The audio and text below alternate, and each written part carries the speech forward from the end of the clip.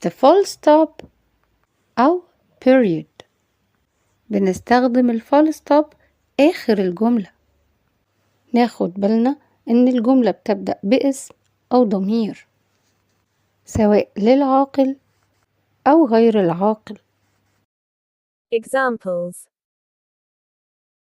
She is my sister. It's very hot today. The train is fast. والاستخدام التاني مع الكلمات المختصرة يعني abbreviation of the word زي اختصار كلمة Mr, Miss, TV, Doctor. Examples: This is Mr. Ahmed. I met Dr. Karim yesterday. I watch TV at night.